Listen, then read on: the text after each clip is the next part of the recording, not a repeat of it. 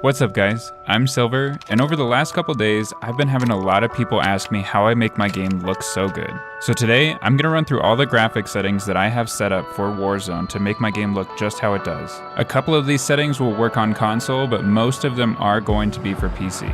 So starting out under the General tab, I have my field of view set to 120. I have heard if you play on controller, anything over 105 will make you lose aim assist, but I play keyboard and mouse and I don't know that for sure. I set my screen brightness to 62, even though it goes against the guide of how the game says to set your brightness. I find that this game is way darker than it should be, and especially in places like Superstore, I was having a hard time seeing until I cranked my brightness up. I also changed my colorblind type to deuteranopia, and then I set the colorblind target to both. Also, side note, if you don't have your minimap shape set to square, change that right now because it gives you way more field of view when you're actually looking at that minimap. Alright, under the graphics tab, I do have the new NVIDIA Reflex set to enabled plus boost. Display gamma 2.2 RGB, texture resolution high. You can lower this, but I find that if you're sniping and you have your texture resolution set to high, it takes less time to render what you're looking at. Texture anisotropic set to low, particle quality set to high, bullet impacts and sprays enabled,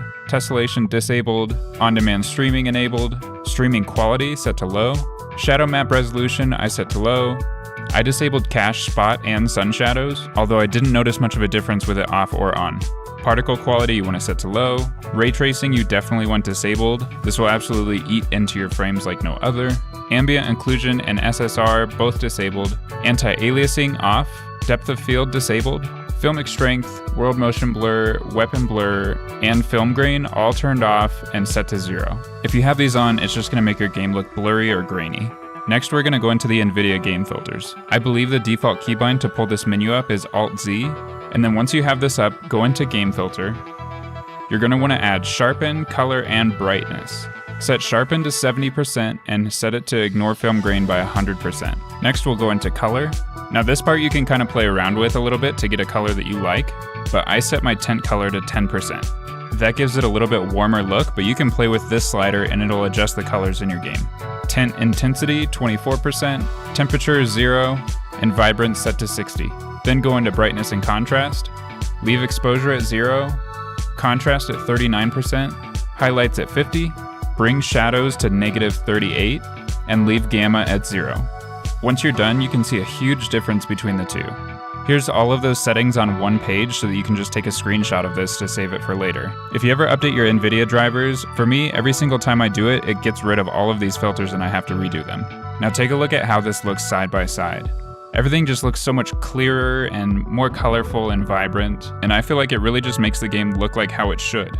Unfortunately, none of these settings work on console. I'm hoping with the new consoles, maybe they'll enable some of these settings. So I climbed up to the top of this rock, first try as you can see, to give you an idea of how these colors are actually going to look. You can see by default, everything just seems kind of washed out. The trees are kind of dull green, all the rocks are gray, and for me, the sky looks so much different with these filters on. Adding these filters also makes it a little bit easier to see players as they're running across open fields. I've also definitely noticed that inside of buildings, it is much easier to see people, whereas before, I feel like I was running through a building and if somebody was wearing a dark character like Roze, you couldn't even see them, let alone hit shots on them. I've had my color settings this way for quite some time now, and it took me a long time to go through and perfect these settings. So if you want to just copy and paste the work that I put in, it can make your game look just the exact same as mine. If you guys have any other questions on any of the settings in game, feel free to ask me in the comment section. If you have any suggestions on something else that I can add to make it look even better, let me know as well. And if you guys found this video helpful, let me know by hitting the like button. I really appreciate all of the support and thank you guys so much for watching. I'm Silver and I'll see you in the next one.